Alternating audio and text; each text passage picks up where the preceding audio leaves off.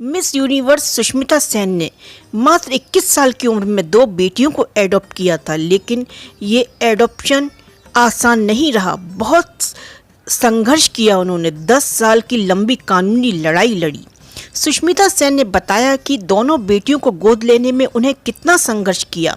बड़ी बेटी रेने को गोद लेते समय तो सुष्मिता की मां ही उनसे नाराज हो गई थी। कोर्ट में सुष्मिता के पिता की बात पर जब जज ने राजी होकर इजाज़त दी थी, लेकिन छोटी बेटी अलीसा को गोद लेने के लिए तो सुष्मिता को 10 साल इंतजार करना पड़ा और यहाँ तक कि कानून बदलवाना पड़ा।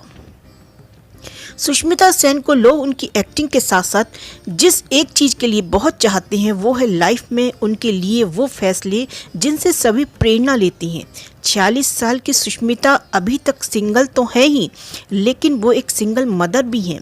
उनकी 2 बेटियां हैं। सुष्मिता ने जब अपनी पहली बेटी रेने को एडॉप्ट किया तो कानूनी लड़ाई लड़ी, लेकिन जब दूसरी बेटी अलीसा को एडॉप्ट करने की बारी आई तो सुष्मिता के लिए राह आसान नहीं रही और इस बार की लड़ाई बहुत लंबी चली।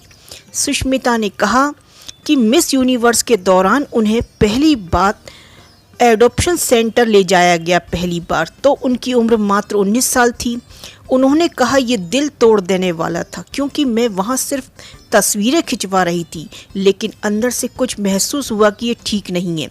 मैंने अपने घर वालों से बात की और एडॉप्शन के तरीक़ों के बारे में जाना और पूछा कि क्या मैं एडॉप्ट करना चाहूँ तो कितनी मुश्किल होगी।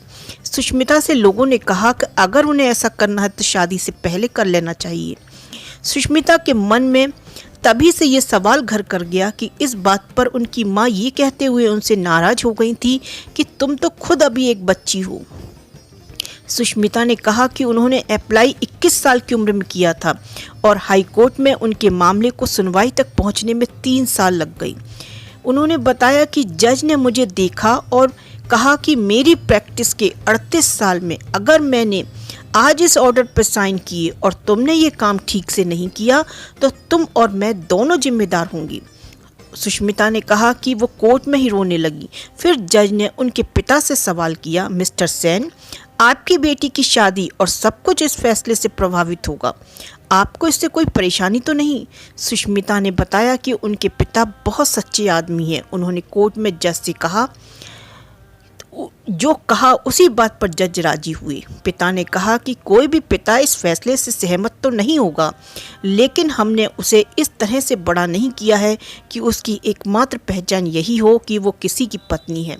लेकिन एक बात मुझे अच्छे से पता है कि उसने माँ बनने का फैसला किया है और मेरी बेटी पर मुझे एक बात का यकीन है कि वो अपने फैसले पूरी तरह से निभाती है। वो इसे भी निभाएगी और मेरा सपोर्ट है, उसकी माँ है, उसके साथ पूरा परिवार है। सुष्मिता ने बताया कि अलीसा के समय एडॉप्ट करने में तो दिक्कत नहीं आई, मगर इस बार उन्हें अलग लड़ाई लड़नी पड़ी। उन्होंने बताया कानून के हिसाब से नियम था कि अगर किसी ने एक लड़की गोद ले रखी है तो दूसरी बार लड़का एडॉप्ट करना पड़ेगा। आप दोनों बच्चे सेम जेंडर के एडॉप्ट नहीं कर सकते। उन्होंने कहा कि लेकिन अनाथालय में सिर्फ लड़कियां ही थीं, तो हमने 10 साल इस एडॉप्शन का इंतज़ार कर रहे दूसरे परिवारों के साथ मिलकर इसे एक क्लास एक्शन सूट की तरह लड़ा। हम 15 नवंबर को जीते। 18 को अलीसा घर आई तो लोगों को सुनाने के लिए उसकी फेवरेट स्टोरी कि मेरी माँ को मेरे लिए 10 साल इंतज़ार करना पड़ा, उन्हें कानून बदलवाने पड़ी, तब जाकर मैं घर आई।